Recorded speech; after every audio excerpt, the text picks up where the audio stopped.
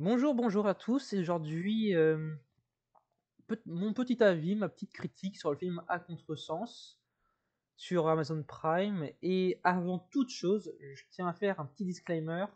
Pendant cette vidéo, je vais être totalement sérieux.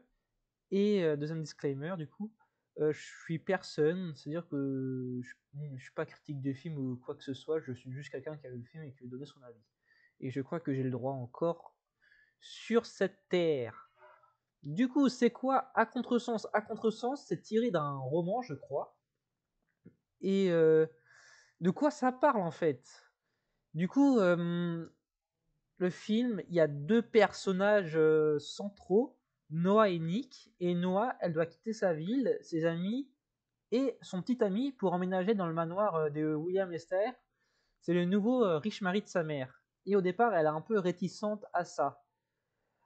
La fille, enfin, Noah est âgée de 17 ans et elle est fière et indépendante. Et elle rencontre Nick, qui est du coup son demi-frère, et leurs personnalités s'opposent au départ.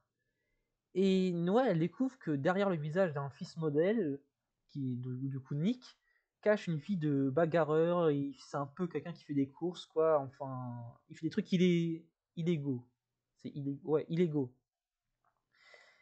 Et malgré ce qui les sépare, ils vont commencer à se kiffer, tout ça.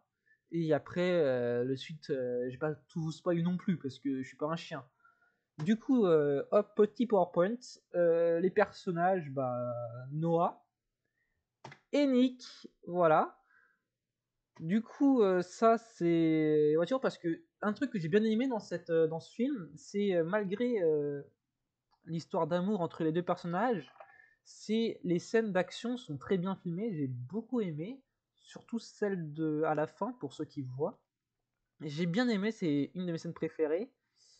Un autre point que j'ai où je suis un peu réticent, où je me dis oh limite, c'est en fait leur relation entre les deux, puisque ils sont frères et sœurs du coup, parce que la mère de Noah et le père de Nick se sont mariés.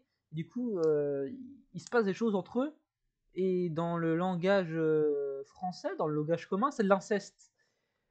Mais l'inceste entre frères et sœurs de sang ou pas? C'est ça la question que je me pose. Elle est là la question, parce que c'est limite. Mais ça, c'est le point que je suis un peu réticent. Sinon, l'histoire entre les deux, on découvre que Nick, c'est pas forcément le personnage qu'on voit, parce que au départ, on pense que Nick c'est le garçon parfait. On découvre après que il traîne dans des trucs assez louches. Mais malgré le fait qu'il traîne dans des trucs assez louches, on voit qu'il a un cœur, que c'est quelqu'un de bien. C'est un peu le garçon pas parfait, mais qui au fond, en fait, il a un bon fond. Il a un bon fond, ce Nick. On l'aime bien. Et Noah, on croit qu'elle est assez réservée, tout ça. Non, pas du tout. Noah n'est pas réservé du tout. On l'a vu dans le film.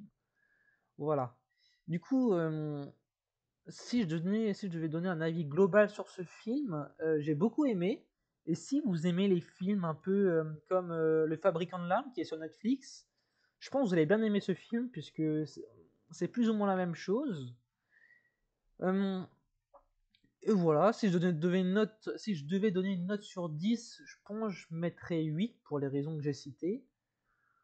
Et voilà, si vous avez bien aimé ma critique, et si vous voulez lancer un débat, écrivez un commentaire, likez, abonnez-vous pour avoir plus mon avis, si mon avis vous intéresse. Et voilà, j'espère que mon avis sur ce film, vous l'avez aimé. Si vous l'avez aimé, dites-le moi. Si vous l'avez pas aimé, me le dites pas, je veux pas savoir. Sur ce, bonne journée ou bonne soirée. Merci.